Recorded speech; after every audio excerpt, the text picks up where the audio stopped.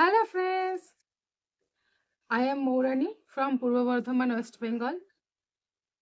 Welcome back to my channel. I hope you are doing great and I am also good. So this is the day 16 video of the series Practice English with me.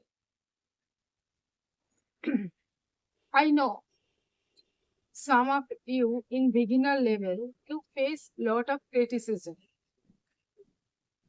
Like when you were getting stuck, maybe you were making grammatical mistake.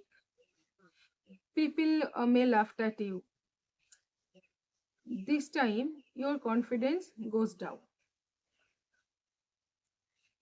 But, friends, you have to remember speaking English is just a language, it is not a subject. It can't decide your intelligence. It is a skill, it's a communication skill. যদি কেউ তোমার উপরে হেসে থাকে বা তুমি ভুল করছো বলে তোমাকে কিছু কথা বলে থাকে, জাস্ট ইগনোর দেম। কেন কি স্পিকিং ইংলিশ একটা স্কিল, এটা একটা সাবজেক্ট না যে তোমার ইন্টেলিজেন্সিকে ডিফাইন করবে। অনেক সময় দেখা যায় যে কেউ হয়তো খুব ফ্লুয়েন্ট ইংরাজি বলছে কিন্তু তিনি ভুল করছেন, কিন্তু আপনি সেখানে খুব স্লো ইংলিশ বললেও ঠিকঠাক বলছেন।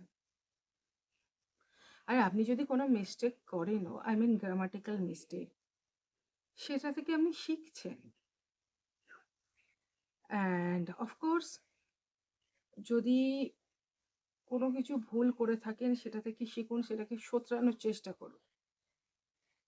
ফ্লুয়েন্সি কিন্তু পারফেকশনের দ্বারা আসে না, ফ্লুয়েন্সি আসে প্র্যাকটিসের দ্বারা। আপনাকে কনফিডেন্স আনতে হবে, কনফিডেন্স বিল্ড আপ করতে হবে। সেই কনফিডেন্সটা আসে একমাত্র প্র্যাকটিসের দ্বারা।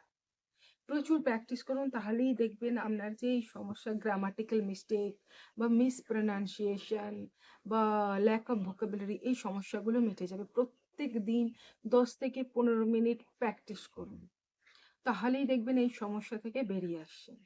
আর স্পিকিং প্র্যাকটিস করুন, জোরে জোরে ইংরেজি পড়ুন, তাহলেই দেখবেন আপনার ফ্লুয়েন্সি এসে যাবে।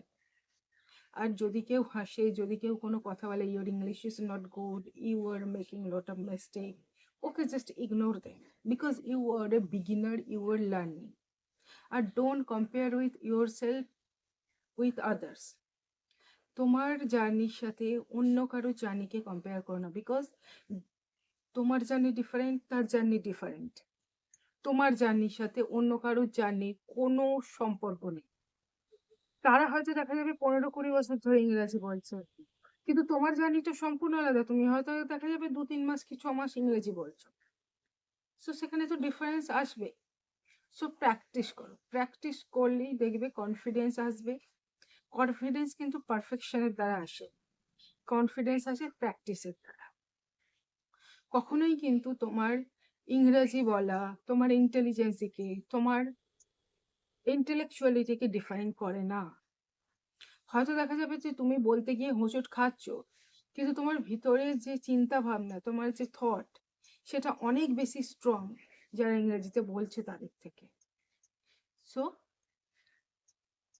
তোমার কনফিডেন্সকে তুমি লো হতে দিও না।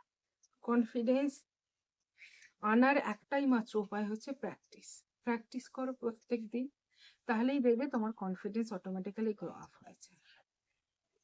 So I hope this video is helpful for you. If it is, please like, share and subscribe the channel. See you in next video. Till then, tata, bye bye.